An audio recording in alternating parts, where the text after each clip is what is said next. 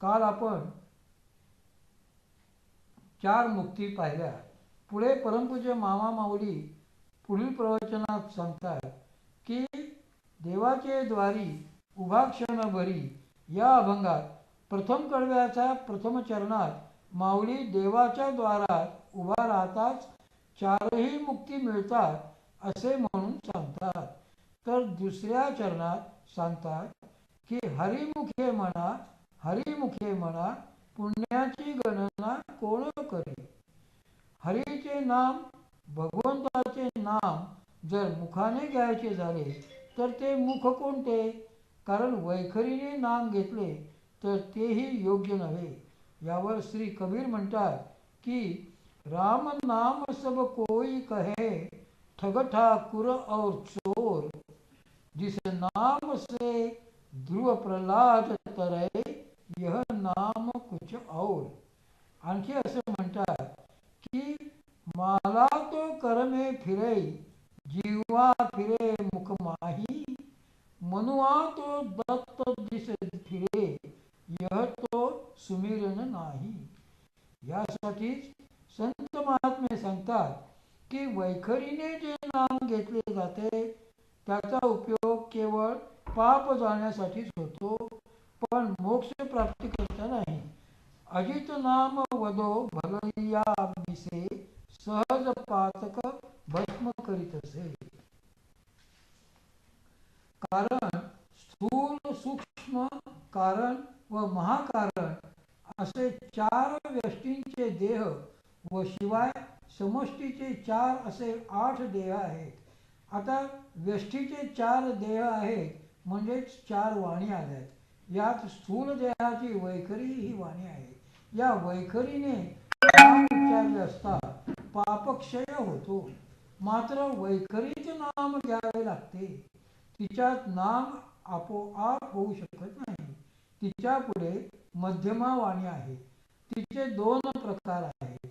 एक म्हणजे तिथे नाम घेता येते व दुसरे म्हणजे त्यात नाम आपोआपच होत येते.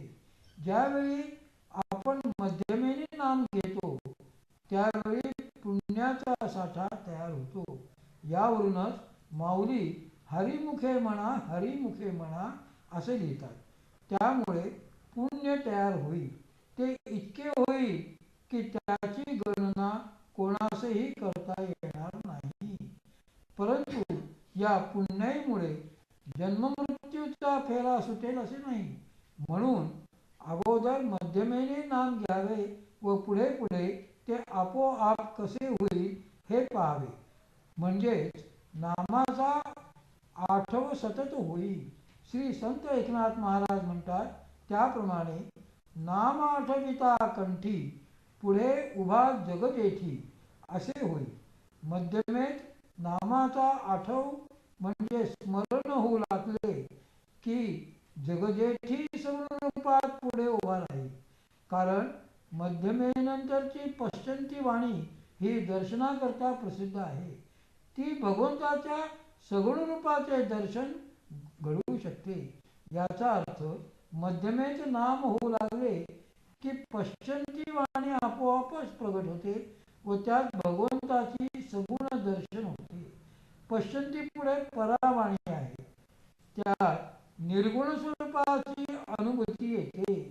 अशी अनुभूती येथे फार महत्वाचे आहे. हेच एक व्यावहारिक दृष्टांत देऊन मला माझी आई समजावून सांगत असे. ती सांगायची की एक शारीरिक, मानसिक, बौद्धिक, आर्थिक आदी सर्व बाजूंनी उत्तम असलेला मुलगा होता. त्याला काही मुली दाखवल्या. त्यातील एक मुलगी त्याने पसंत केली, परंतु त्या मुलीने ह्या मुलाला नाकारले. मग उरलेल्या मुलींपैकी त्याने दुसरी पसंत केली व त्या मुलीनेही त्याला पसंत केली.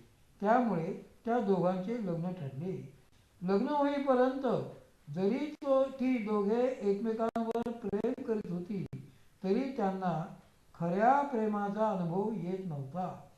तो लग्न ठरल्यानंतर येऊ लागला. यावरून हे लक्षात येईल